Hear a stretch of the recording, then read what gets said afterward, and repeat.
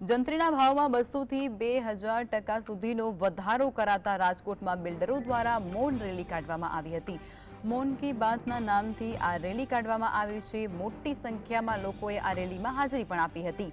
આ સાથે જ આ મુદ્દે જિલ્લા કલેક્ટરને આવેદનપત્ર પાઠવવામાં આવ્યું। જંત્રીને લઈ અને અત્યાર સુધીમાં માત્ર 150 ઓનલાઈન અરજી કરવામાં આવી છે। આ સંદર્ભમાં કલેક્ટરની અધ્યક્ષતામાં કમિટી બનાવવામાં આવી છે, જે જંત્રી દરને લઈ અને વાંધા અરજી સરકાર સુધી પહોંચાડશે। જંત્રીના ભાવ વધારાના હિસાબે ક્રેડિટ ગુજરાત દ્વારા એક દરેક સિટી ચેપ્ટરમાં કલેક્ટરશ્રીને આવેદન દેવાનું નક્કી થયું છે અને અમે સાથોસાથ બાંધકામને ઉદ્યોગને પડતી મુશ્કેલી રાજકોટ શહેરમાં plan pass completion plot validation અને ફાયર એનઓસી સહિતના મુદ્દે આજે અમે લોકોએ મૌન રેલી કાઢી છે। આ 100% સકારાત્મક પ્રતિસાદ આપશે। અમે ગુજરાત રાજ્યના માનનીય મુખ્યમંત્રી ભૂપેન્દ્રભાઈને મળ્યા હતા અને એમને સારો પ્રતિભાવ આપ્યો છે। ટૂંક સમયમાં અમારા પ્રશ્નનું નિરાકરણ થઈ જશે। જંત્રી વધારો જે કર્યો છે એ જંત્રી વધારો અસહ્ય છે। રાજકોટની પ્રજા કોઈ સંજોગોમાં ખમી શકે એમ નથી। નિર્ણય યોગ્ય હોય, લાગતું હોય કે યોગ્ય છે તો પણ એના માટે સમય જરૂરી છે।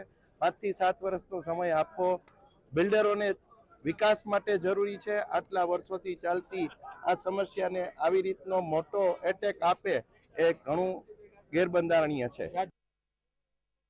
જે પ્રકારે સરકારે જંત્રીમાં દરમાં વધારો કર્યો છે એ દરની અંદર જે સમય એક તો પહેલાં આપણે તો સમજીને લોકો પોતાની રજૂઆત વ્યવસ્થિત કરી શકે અને જે કાંઈ આના માટે તજજ્ઞો છે એનો અભિપ્રાય, પબ્લિકનો અભિપ્રાય એ જોયા પછી સરકાર એમાં નિર્ણય લે, સમાજલક્ષી નિર્ણય લે એવી સરકારશ્રીને વિનંતી છે।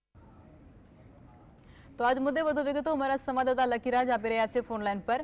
લકીરાજ, જે પ્રમાણે વિગતો રાજકોટથી મળી રહી છે, જંત્રીના ભાવમાં વધારો કરતાની સાથે જ હવે બિલ્ડરો અને સામાન્ય માણસો છે, જનતા છે, તે પણ હવે રસ્તા પર ઉતરી ચૂકી છે અને નિયંત્રણ માટે પોકાર કરી રહી છે। શું છે જાણકારી?